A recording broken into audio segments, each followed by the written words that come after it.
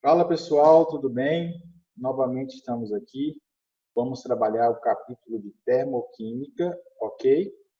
Termoquímica 1, nós estamos na página 422 e na parte 2 do capítulo, beleza?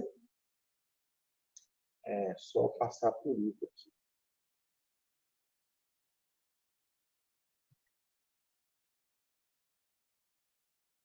Deixa eu escutar. Processar, legal.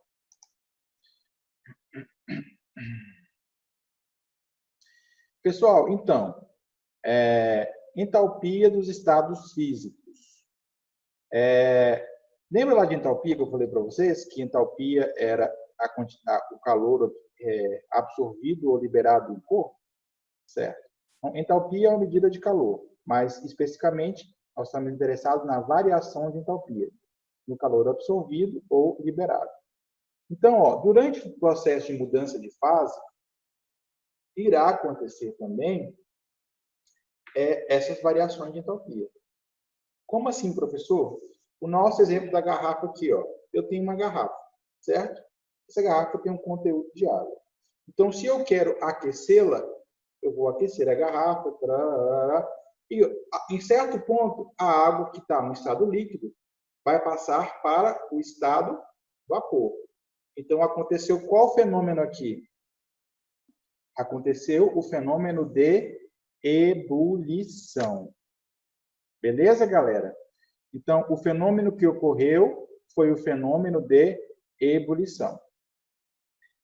Galera, então, durante as mudanças de estado físico, assim como na ebulição, todas elas têm um calor associado a isso, certo?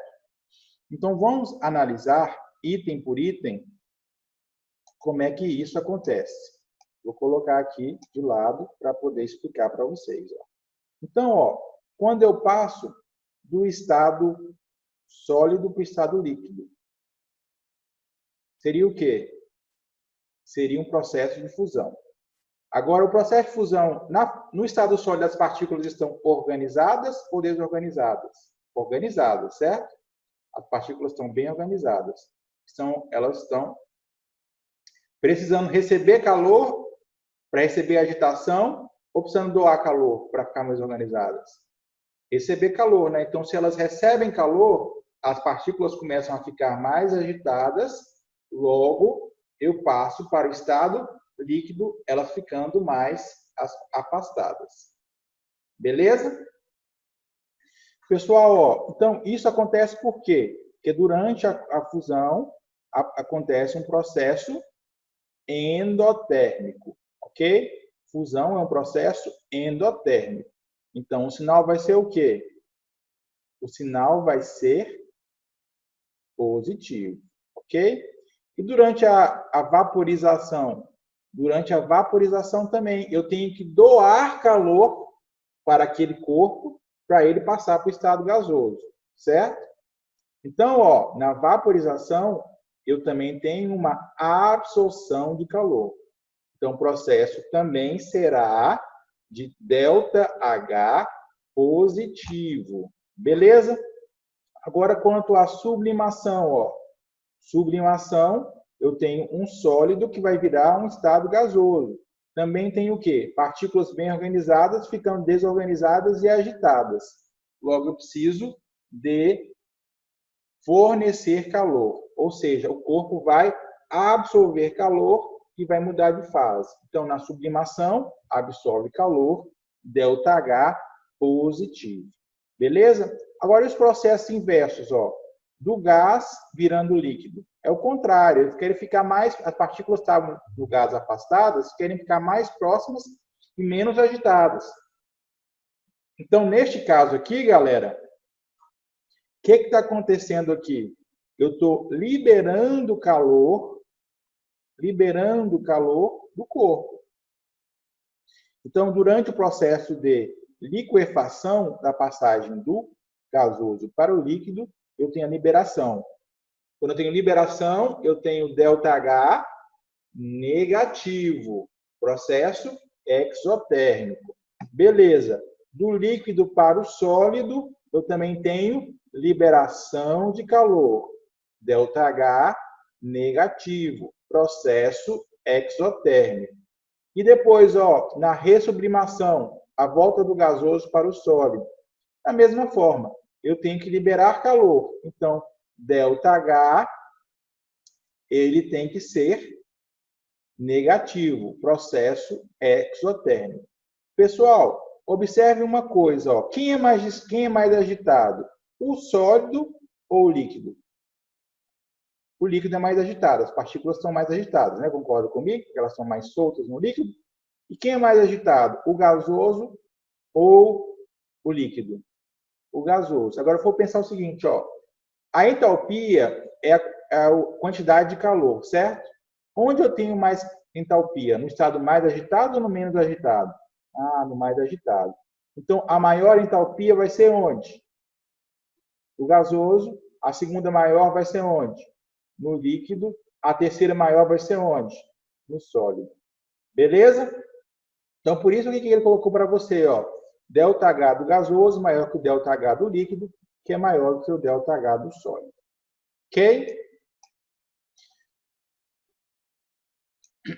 Pessoal, uma coisa muito importante quando eu vou estudar a mudança de estado físico é considerar que eu tenho que considerar qual é exatamente as condições que eu estou partindo. Como assim, professor? Me dá um exemplo. Olha só, eu vou te dar um exemplo. O grafite, ele pode vir o carbono, ele pode vir em duas formas. A primeira forma é o carbono grafite, que é o grafite que a gente escreve, põe na lapiseira para escrever. A segunda forma vai ser o quê? Vai ser o grafite diamante, que é o diamante que tem nas joias. Ambos são grafites, certo? No entanto, ambos são carbono. No entanto, eles são alótropos, certo? Possuem o mesmo elemento químico, mas formam substâncias diferentes. Só que como eles são substâncias diferentes, você concorda comigo que a mudança de fase vai ter ΔH diferente? Porque é muito diferente, por exemplo, você derreter um diamante e derreter grafite. Ou seja, fazer fundir diamante e fazer fundir grafite. Beleza? Então, eu vou ter que considerar também, quando eu tiver alótropos, em qual estado eu estou. Se eu estou no carbono grafite ou no carbono diamante. Certo? Então, ó, e cada uma dessas variantes, por exemplo, o carbono diamante, ele é mais reativo, ele sofre mais reações. E as chamadas espécies mais reativas, elas terão um ΔH maior. Como assim, pessoal? Observe o seguinte, ó. O que é ser reativo? O que é ser reativo é reagir com facilidade. Beleza, se reativo é reagir com facilidade, por que ele reage com facilidade? Porque ele tem um alto conteúdo energético. Ah, então se ele tem um alto conteúdo energético, e entalpia também, de certa forma, é a medida de energia, certo? Então, quanto mais reativo, mais energético. Quanto mais energético, maior patamar. No diagrama de entalpia, ó, isso aqui é um diagrama de entalpia, eu vou estar. Então, os mais energéticos vão ter um patamar maior. E, no geral, eles colocam o menos energético no patamar zero aqui como referencial. Mas é apenas um referencial, tá? Então, ó, ele vai medir o mais energético com relação ao menos energético, ok? Vai estabelecer um referencial. Beleza, galera?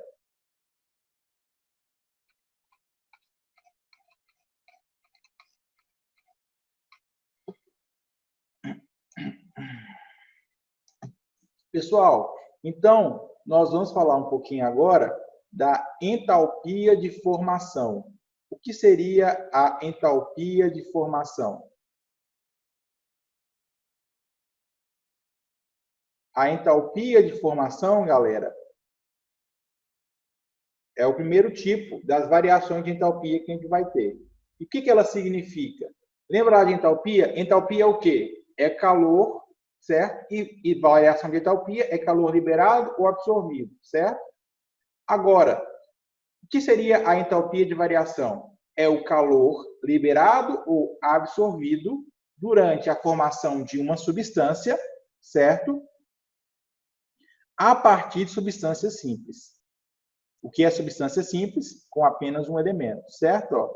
Então, por exemplo, estou formando aqui o C2H2 a partir do H2 e a partir do carbono.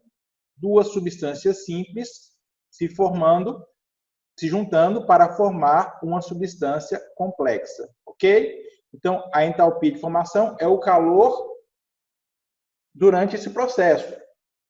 Só que tem alguns poréns. Qual que é o primeiro porém, galera? O primeiro porém é que eu estou em um estado padrão. O que seria um estado padrão? Um estado padrão é que eu tenho condições fixas.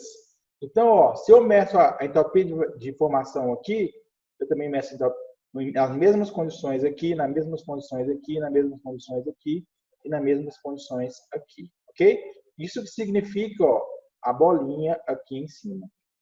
Outra informação importante, galera, eu sempre vou considerar 1 mol da substância sendo formado. Então, entalpia de formação de 1 mol de C2H2. Entalpia de formação de 1 mol de água. Entalpia de formação do CO2. Entalpia de formação do NO. Entalpia de formação do SO4H2. Beleza? E ela tem essa unidade aqui, 54, a unidade de calor, calorias ou joules por mol, porque é por mol de substância. Beleza? Uma coisa importante de falar é que a entalpia de formação de substâncias simples, como por exemplo, imagina que eu tivesse uma reação para formar o hidrogênio. Ela é igual a 0, beleza? Ela foi definida como 0, ok? Beleza, galera. Olha só frisando um pouquinho mais a respeito do estado padrão. Lembra que eu falei de estado padrão, que é representado por essa bolinha aqui? Esse estado padrão aqui, ele quer dizer o quê? Ele quer dizer, a uma atmosfera a temperatura de 25 graus Celsius. Além disso, a substância tem que estar na fase de agregação sólida, líquida ou gasosa, nessa condição. E, no caso da substância alotrópica, tem que ser a mais estável, ou seja, a menos reativa. Oi, professor. Ah, meu caro, vamos lembrar da aula passada lá. Lembra do caso do carbono? Eu tenho o carbono grafite e o carbono diamante. Quem é o mais estável? O mais estável é o que tem menos energia, certo? Então, eu vou considerar o carbono grafite para calcular a entalpia de formação. Ok? Beleza, então essas são as condições padrão que eu justifico para colocar essa bolinha aqui em cima. Neste caso aqui, que eu falei foi entalpia de formação. Outro tipo de entalpia da reação de combustão. Oi, professor. Uai, você não pode fazer combustão de gasolina? Pode. Você não pode fazer a combustão de etanol? Pode. A quantidade de calor é liberada? Sim ou não? Não, né? Por que você acha que não? Quem vai render mais? Um tanque de etanol ou um tanque de gasolina? Tanque de gasolina, certo? Então, provavelmente a entalpia de combustão dela é maior, certo? Então, o que essa reação vai me fornecer aqui? Exemplo, C2H5OH, reagindo com o oxigênio, formando gás carbônico mais água. Típica reação de combustão. Neste caso aqui, o calor está sendo liberado, certo? Então, qual que é o valor da entalpia? A entalpia, nesse caso, é menos 326 quilocalorias. Mas a pessoa está positivo aqui. Por quê? Porque ele colocou aqui, como um produto. Mas quando eu vou fazer o ΔH, eu vou lembrar que isso aqui é exotérmico. Exotérmico é negativo. Beleza? Prosseguindo, pessoal. Que ele colocou aqui, sinal negativo indica calor liberado. Então, menos 326 quilocalorias. Por isso que está aqui. Só que eu vou fazer para qualquer quantidade de material? Não. Vou fazer para quando? Para 1 mol dessa coisa. Então, quando eu tiver 1 mol dessa molécula, eu vou fazer a combustão dela com oxigênio, vou liberar CO2 mais água. Ok? Outra entalpia aqui de combustão, ó, a combustão agora da amônia. Quando eu faço a combustão da amônia com oxigênio, eu vou formar nitrogênio mais água. Qual que é a entalpia? Menos 91,4 quilocalorias por mol. Exemplo de reação exotérmica. Beleza? Cada substância vai ter a sua própria entalpia de combustão. Pessoal, se você não entendeu ainda o que é combustão, combustão é o quê? É a queima na presença de oxigênio. Ó, em todas essas reações aqui, ó, eu tinha oxigênio, certo? Então, isso que é o fenômeno de combustão. Quando eu tiver substâncias que têm carbono, no geral vai formar o quê? Gás carbônico, CO2 mais água, certo? No geral. Mas só que às vezes você vai queimar coisas que não têm carbono, como é o caso da amônia. Nesse caso formou gás nitrogênio e água. Mas, ó, quando eu tiver carbono, vai formar o quê? CO2 mais água. É o caso de substâncias orgânicas. Todas elas vão formar o quê? Substância orgânica mais oxigênio, combustão, vai formar CO2 mais água. Ok? Pessoal, uma outra entalpia, a entalpia de neutralização. Entalpia de neutralização, galera, é energia gasta durante a neutralização. Olha só. Então, ó, qual que é a entalpia de neutralização do HCl pelo NOH? O HCl pelo NOH vai formar NaCl. Eu vou, então, liberar o quê? Um ΔH igual a menos 13,8 quilocalorias por mol. Então, se eu misturei os dois lá, ó, o que eu vou perceber? Eu vou perceber que eu estou liberando essa quantidade de calor. E o HBr com NaOH? O HBr com NaOH vai liberar quanto? Ó? Menos 13,76 quilocalorias por mol. Beleza? Tranquilo, pessoal? Então, ó, nós estudamos o que até agora? Nós estudamos entalpia de formação, que é a entalpia padrão para a formação de uma substância a partir de substâncias simples, fazendo a nota de que uma substância simples possui a entalpia de formação igual a zero. Falamos da entalpia de combustão, que é o calor liberado ou absorvido durante a combustão de uma substância, ou seja, a reação dessa substância com o oxigênio. E falamos da entalpia de neutralização, que é a entalpia liberada ou absorvida durante o processo de neutralização de um ácido por uma base. Pessoal, então, este foi o capítulo, um capítulo bem rapidozinho, dividi em duas partes para vocês. Agora eu quero que vocês façam praticando, tá? Qualquer dúvida, eu estou à disposição de vocês. Esse capítulo é um capítulo mais de conta. Posso até fazer umas questões aqui para vocês verem como é que faz. Ó. Vou fazer aqui só os resolvidos. Vou explicar os resolvidos para deixar isso mais claro para vocês. Se você não quiser assistir, pode parar a partir de agora, tá? Mas, se você quiser ver como faz, eu vou liberar aqui uma explicação dos resolvidos. Ó. Determina a quantidade de calor de 100 gramas de água deve perder para que sua temperatura diminua de 30 para 20. Ó. 30 para 20. Então, qual que foi a variação? A variação é que eu tinha era 30 e foi para 20. Logo, eu variei 10 graus, certo?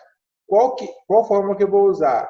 Q é igual a MC delta T, ou quimacetão. É uma forma de lembrar. Quimacetão vai lembrar o quê? Ó? A massa é 100 gramas, o calor específico da água é 1 e a variação foi 10, 30 menos 20. Logo, eu tenho o quê? Eu tenho o quê? O ΔH aqui nesse caso vai ser o quê, pessoal? Você acha positivo ou negativo? Olha só, o corpo saiu de 30 e foi para 20, certo? Então, ele liberou o calor. Então, eu teria que colocar um sinalzinho negativo aqui, certo? Que esse calor aqui é negativo, ok? Prosseguindo, ó. Classificação das reações a seguir como endotérmicas ou exotérmicas, ó. Só olhar o sinal, ó. Atenção aqui que ele fez uma pegadinha aqui para vocês, ó. Olha só, letra A. A letra A, ele colocou aqui o valor da entalpia. Mas em vez de colocar o ΔH separado, o que ele considerou? Ó? O ΔH como um produto. O ΔH é um produto, ó, o produto é formado, é liberado. Onde o calor é liberado? Os processos exotérmicos, certo? Mais um exemplo aqui, ó. Carbono grafite. Aí ele, na maldade, escreveu aqui menos, ó. Eu deveria ter colocado isso aqui como mais do outro lado, certo? Mas o que ele quer falar aqui, ó? Que eu tenho o quê? Uma certa quantidade de calor que é absorvido.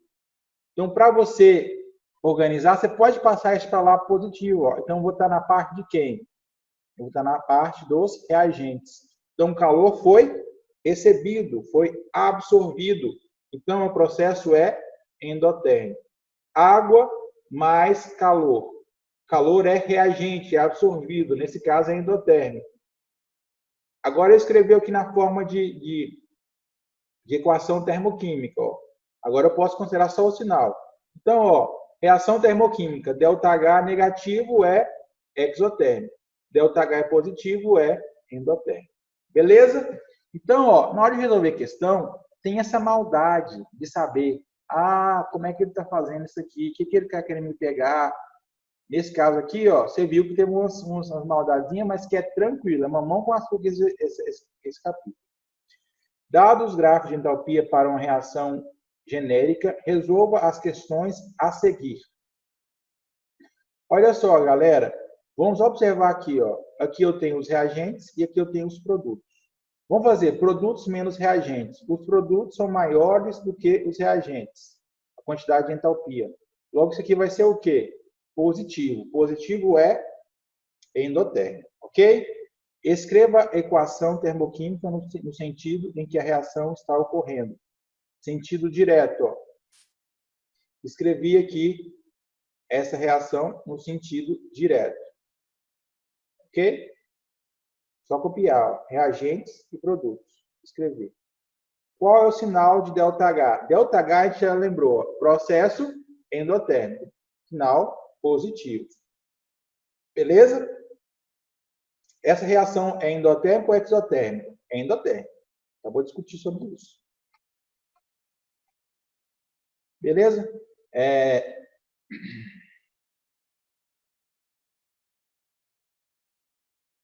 Olha só, quando uma nave espacial está retornando à Terra, ao reentrar na atmosfera, provoca as reações químicas dos componentes do ar. Ó. Então, ó, vamos observar, passou várias reações químicas aqui. Nas primeiras, ela considerou o calor como reagente ou produto, certo? Então, uma forma de você lembrar. Olha só, exotérmico. ΔH negativo. A entalpia vai... Coloca uma barrinha assim, ó. A entalpia vai estar nos produtos. Ok? Agora, endotérmico. ΔH positivo. O valor da entalpia vai estar colocado nos reagentes. Beleza? Então, com essa diquinha aqui, você não erra várias questões. Ó. Entalpia está onde? Ó? Os reagentes. Então, é endotérmica, calor recebido. Entalpia está nos reagentes. O processo é endotérmico, calor recebido. Agora, entalpia positiva, processo endotérmico. Beleza? Então, ó, 1, 2 e 3 são endotérmicos.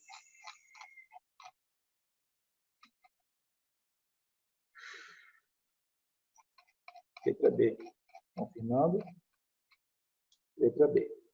Beleza, galera? Vamos fazer mais questão? Então, vamos lá.